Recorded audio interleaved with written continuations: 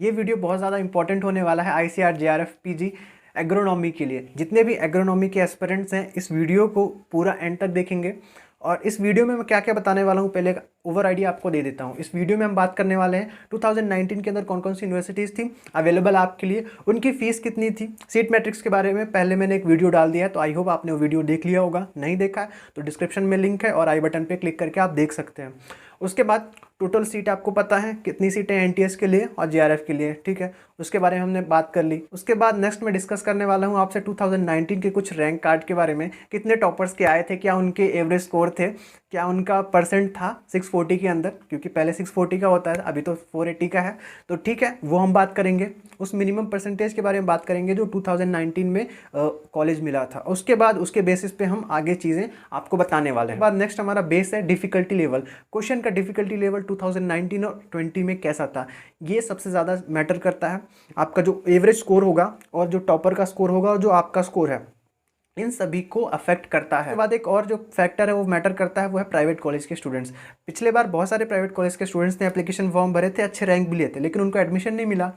तो आपको वहाँ से देखना है कि आपकी रैंक भले ही थोड़ा 10-20 ऊपर नीचे आएगी, लेकिन आपको एडमिशन मिलने वाला है। उनका जो रैंक है वो किसी मतलब का नहीं है। यूट्यूब कम्युनिटी टैब पे मैंने एक पोल जनरेट किया था जिसमें मैंने आपसे पूछा था कि आप अपना स्कोर वोट करिए। ये जो 400 प्लस वाले लोग हैं ना, ये फर्जीवाड़े वाले लोग हैं। तो यहाँ पे हम देखें जो एक्चुअल रियलिटी क्या है। रियलिटी आप देखोगे तो यहाँ पे जो स्कोर आ रहा है 370, 360 वाले 7%, और जो 360 और 340 वाले हैं 5%, ये सबसे ज़्यादा ओरिजिनल है, ठीक है, यही सबसे ज़्यादा ओरिजिनल है और इन्होंने अच्छे से वोट किया है। यहाँ पे अगर हम बाउंड्री की बात करें तो 339 से 320 इसको आप बाउंड्री मान सकते हो, क्योंकि यहाँ पे जो most of the agronomic students हैं उन्होंने ही वोट किया है। अभी आप अपने स्क्रीन पर एक स्क्रीन देख सकते हैं जो मैंने 2019 में लिया था ICAR PG एग्रोनॉमी के लिए। तो ये ऑफिशियल वेबसाइट का स्क्रीनशॉट है ICARexam.net। तो इसकी विश्वसनीयता आप इस स्क्रीनशॉट से देख सकते हैं, मतलब आप इस पर ट्रस्ट कर सकते हैं, ठीक है। इसीलिए मैंने पहले आपको ये स्क्रीनशॉट दिखा दिया कि वेबसाइट कहाँ से लिया गया है, ICARexam.net से। 2019 का रेफरेंस हमें क्या मानना है, सिर्फ फीस के लिए मानना है, क्योंकि ICAR JRF 2020 seat matrix YouTube पे सर्च कर लेना, सबसे पहले वीडियो मिल जाएगा। तो अगर आपको नहीं पता होगा कि ICAR JRF में मैक्सिमम सब्जेक्ट्स की जो सीट है वो कम हो चुकी है, ठीक है, जो टोटल सीट है वो कम हो गई किसी किसी में, और जो JRF की सीटें हैं वो भी किसी किसी डिसिप्लिन में कम हो गई है। तो उस वीडियो को आप देख लेना और वहाँ से PDF डाउनलोड करना, बाकी उसका सोर्स भी आपको वीडियो के नीचे मिल जाएगा। यहाँ पे जो कैटेगरी वाइज डिस्ट्रीब्यूशन है ये मैं आपको बता दूंगा जब आपका 2020 के लिए सीट मैट्रिक्स रिलीज होगा। यहाँ पे जो यूनिवर्सिटी वाइज सीट मैट्रिक्स है ये 2020 के लिए अपडेट हो जाएगी, क्योंकि सीटें कम हुई हैं तो यहाँ पे बहुत सारी यूनिवर्सिटीज़ इसमें से हट जाएंगी, ठीक। यहाँ पे जो एनुअल फीस आपकी बताई जा रही है इसमें हॉस्टल की फ़ीस आपकी इंक्लूडेड है, लेकिन आपके जो मैथ्स का चार्जेस है वो इंक्लूडेड नहीं है। आपकी एजुकेशनल फ़ीस प्लस आपकी जितनी भी कॉलेज में लगती है प्लस उसके साथ हॉस्टल की फ़ीस यहाँ पे इंक्लूडेड है। तो यहाँ पे हम देखते हैं कौन कौन सी यूनिवर्सिटीज़ हैं और उसके बाद हम देखेंगे सीधा उनकी फ़ीस के बारे में। एक पॉइंट और, यहाँ पे जो यूनिवर्सिटीज़ लिस्ट की गई है ये उनकी रैंकिंग के हिसाब से लिस्ट नहीं की गई हैं, ये अल्फ़ाबेटिकली अरेंज की गई हैं अपने नाम के हिसाब से। जिसका नाम ए का है तो ए पहले आएगा, उसके बाद यहाँ पे आप देखोगे तो बिरसा एग्रीकल्चर यूनिवर्सिटी का नाम आता है क्योंकि उसका नाम बी से शुरू होता है।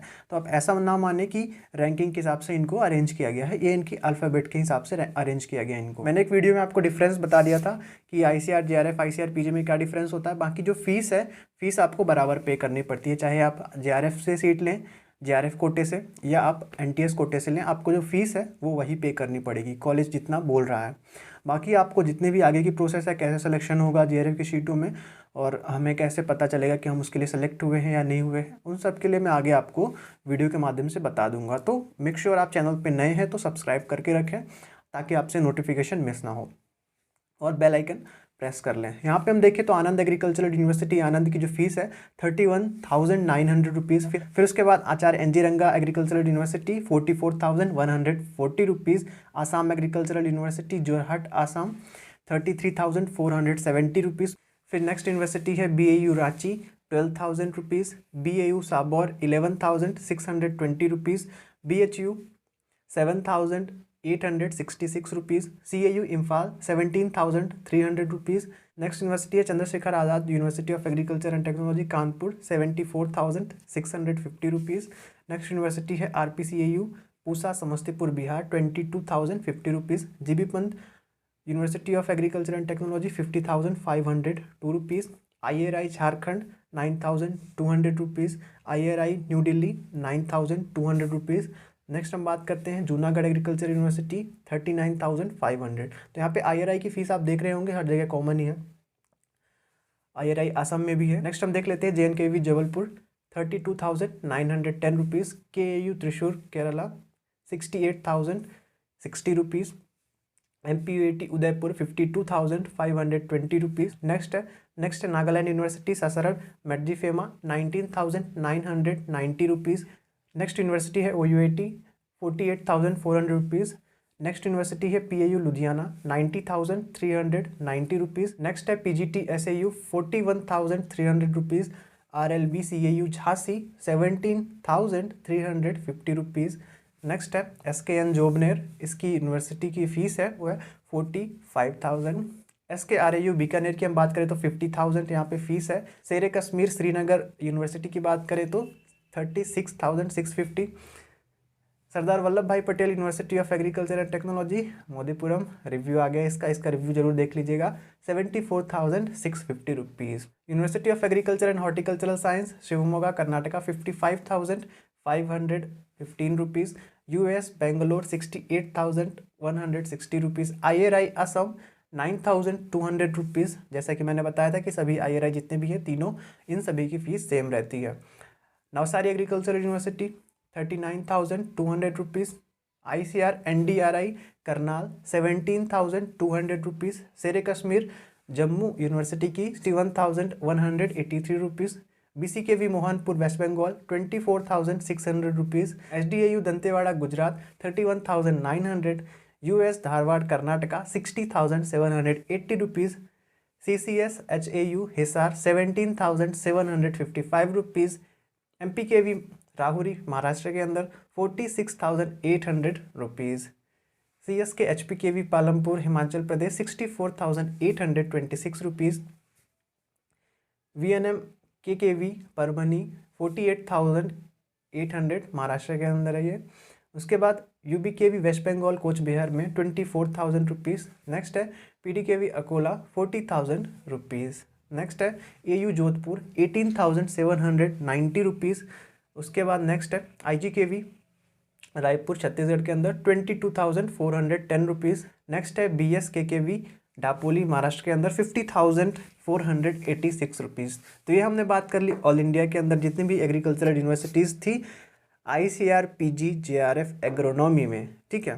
तो इन सभी को आप देख लीजिएगा आपके हिसाब से, आपके रैंक के हिसाब से और आपके फैमिली के कंडीशन बैकग्राउंड के हिसाब से कौन सी हम यूनिवर्सिटी अफोर्ड कर सकते हैं, क्योंकि मेन चीज़ तो देखो पैसा ही है। आपकी 2 साल की डिग्री के बाद आपका कितना पैसा वहाँ पे इन्वेस्ट हो रहा है वो सबसे मेन चीज़ है। और दूसरी बात, अगर मान लीजिए कि आपके घर के पास में है तो वो मैटर करती ही चीज़ें, ठीक है। अगर हम देखें तो तीनों IRI का जो फीस है 9,200 है, तो मतलब 6 महीने का 4,000 5,000 रुपये। अगर आप अच्छी सीट ला लिए JRF में तो ऐसे ही आपको 12,000 समथिंग स्कॉलरशिप मिल जाएगी। तो 1 महीने की स्कॉलरशिप में आपका साल भर का फीस हो जाएगा। मोस्ट ऑफ द स्टूडेंट्स कैसे सोचते हैं, मान लीजिए अगर हमारा JRF की सीटों में सिलेक्शन हो गया तो हमें स्कॉलरशिप तो मिल ही जाएगी, तो क्यों ना जहाँ पे ज़्यादा फीस है या हमारे आसपास है तो उसमें तो हम पढ़ ही सकते हैं। भले फैमिली का बैकग्राउंड इतना अच्छा नहीं है जो फीस पे कर सके इतनी, तो वो एक अच्छा डिसीजन मैं मानता हूँ। बट अगर आपको स्कॉलरशिप नहीं मिल रही है उतनी तो भी चल जाता है, एक बार में 5,000 NTS की स्कॉलरशिप तो मिलेगी आपको साल भर की। 60,000 तो आपको साल भर की फ़ीस तो मिलेगी ना मिलेगी NTS की। 60,000 के ऊपर देखोगे तो कुछ ही कॉलेज हैं यहाँ पे हम देखें तो कौन कौन से कॉलेज हैं 60,000 के जो जिनकी फ़ीस ऊपर है। एक तो केरला KU केरला की है, पंजाब की है, और उसके बाद देखोगे तो किसकी फ़ीस है, और ये सरदार वल्लभ भाई पटेल इसकी है। फिर उसके बाद US बेंगलोर की है, और उसके बाद देखो शेर कश्मीर जम्मू की है। उसके बाद US धारवाड़ की है, और यहाँ पे CSK HPKV ये यूनिवर्सिटीज़ हैं जहाँ जिनकी फ़ीस 60,000 के ऊपर है। बाकी तो एक मीडियम रेंज में है, अच्छी खासी फ़ीस है सभी यूनिवर्सिटीज़ की। अपने हिसाब से अब आपको देखना है कि कौन सी यूनिवर्सिटीज़ हमारे क्राइटेरिया में फिल हो पाती हैं, क्योंकि दूसरा कोई बताएगा आपको कि ये यूनिवर्सिटी अच्छी है या ये यूनिवर्सिटी में ये चीज़ है, तो हो सकता है आपका जो क्राइटेरिया है एक यूनिवर्सिटी से जो आपको चाहिए वो मैच ना हो। बट आप अपने हिसाब से डिसीजन लोगे तो ज़्यादा बेस्ट रहेगा, मेरा इतना कहना है बस। आगे मैं आपको कुछ स्कोर कार्ड दिखाने वाला हूँ जो कि 2019 ICR JRF एग्रोनॉमी के थे। पीजी के लिए, ठीक है। 640 का पिछले साल एग्जामिनेशन था, 160 क्वेश्चन 640, तो उसके अंदर ये मार्क्स थे और कितने उनके मार्क्स आए थे और कितनी उनकी रैंक थी, तो अप्रॉक्सीमेटली आप कैलकुलेट करेंगे और थोड़ा सा मैं भी कैलकुलेट करके आपको बताने वाला हूँ। मेरा बेस समझ गए होंगे आप। मेरा बेस दो चीज़ों पे है। पहला तो नंबर ऑफ़ सीट्स पिछले साल ज़्यादा थी, इस साल कम है। दूसरी चीज़ जो डिफ़िकल्टी लेवल है पिछले साल का और इस साल का। तीसरी चीज़ स्टेट काउंसलिंग पहले क्या होता है कि जब इसका रिजल्ट आ जाता है तो सब इसमें घुस जाते हैं। अभी क्या है कि स्टेट काउंसलिंग चल रही है बहुत सारे स्टेट्स में, और जैसे जैसे और भी स्टेट्स में काउंसलिंग होगी तो इस पे भी इसका इफेक्ट पड़ता है। कुछ लोग स्टेट काउंसलिंग में जाना पसंद करते हैं और कुछ स्टूडेंट्स के मन में डाउट रहता है कि क्या हम स्टेट काउंसलिंग में जाएँ। स्टेट काउंसलिंग का मतलब हमारा जो यूनिवर्सिटी का एंट्रेंस है उसमें एडमिशन ले लें, या हम इसके लिए वेट करें, या हम बीएचयू में चले जाएं। तो ये भी कन्फ्यूज़न रहता है क्योंकि बच्चे वही सेलेक्ट होते हैं जो बीएचयू में सेलेक्ट होता है, वो यहाँ पे भी सेलेक्ट होता है, अपने स्टेट में भी सेलेक्ट होता है, तो उसके पास 2-3 ऑप्शन रहते हैं ओवरऑल। तो क्या करना है उस टॉपर के दिमाग में उसके ऊपर डिपेंड करता है। आईसीआर जेआरएफ का नशा होता है ना जिसके मन में, वो स्टेट काउंसलिंग वगैरह सब कुछ छोड़ के आ जाता है इसमें। तो बाकी इसके बेस पे हम अगर देखना चाहें तो थोड़ा सा वो अलग सिस्टम हो जाता है, क्योंकि जिसका नशा होता है उसी की रैंक अच्छी आती है और स्टेट भी छोड़ के आ जाता है अपना। तो यहाँ पे ये चीज़ थोड़ा कम मैटर करती है, ठीक है, समझ रहे होंगे आप मेरी बात। तो यहाँ पे हम देखें 475 मार्क्स थे। यहाँ पे जो पहला स्कोर कार्ड मैं आपको दिखा रहा हूँ पिछले बार का, 475 मार्क्स थे। ओबीसी में 33 रैंक थी और ओवरऑल 61 रैंक थी। तो परसेंटेज निकालेंगे तो नियरली आपका जाएगा, कितना जाएगा ये आप अपने स्क्रीन पे देख सकते हैं। 2019 के अंदर जो 4th रैंक थी उनका टोटल मार्क्स था 519। ये राजस्थान डोमिसाइल के थे और इनका 519 मार्क्स थे और ओवरऑल रैंकिंग थी 4। नेक्स्ट जो स्कोर कार्ड है यहाँ पे इनके टोटल मार्क्स थे 640 के अंदर 482, इनका ओवरऑल रैंक था 35 और कैटेगरी रैंक थी एसटी में फर्स्ट रैंक। अगला स्कोर कार्ड देखिए तो यहाँ पे 500 मार्क्स में 640 के अंदर 500 मार्क्स कैलकुलेट करेंगे तो आपको परसेंटेज आएगा, स्क्रीन पे आप देख सकते हैं। तो यहाँ पे ओवरऑल रैंकिंग आपकी 19 थी और जो ओबीसी की रैंकिंग थी वो 10 थी 40 में। नेक्स्ट हम देखें तो जिनके मार्क्स यहाँ पे 640 में 482 थे और ओवरऑल रैंकिंग इनको मिली थी 38 और ईडब्ल्यूएस में 3rd रैंक थी। तो ये थी हाल पिछले साल की। आईसीआर जेआरएफ एग्रोनॉमी 2020 का जो टॉपर होने वाला है उसके मार्क्स अप्रॉक्सीमेटली 370 या 385 इसकी रेंज में आने वाले हैं। एक आध टॉपर हो सकता है, एक आध टॉपर से फ़र्क नहीं पड़ता। वो जो टॉप 10 के टॉपर्स होते हैं ना उनके मार्क्स में फ़र्क पड़ता है क्योंकि वो रैंक कवर करते हैं। अब ऐसा होता है कि एक का अगर 400 प्लस आ गया तो उससे फ़र्क नहीं पड़ता, वो एक ही सीट लेके जाएगा। बट जो टॉप 10 के स्टूडेंट्स हैं ना उनसे फ़र्क पड़ता है कि वो कितना स्कोर कर रहे हैं। टॉप के स्टूडेंट्स समझ रहे हैं मेरी बात। आपके जो टॉपर रहने वाले हैं एज़ पर प्रिडिक्शन, क्योंकि थोड़ा सा डिफ़िकल्टी लेवल ज़्यादा था तो इसलिए मैं थोड़ा सा इसको कम भी मान सकता हूँ 5 नंबर।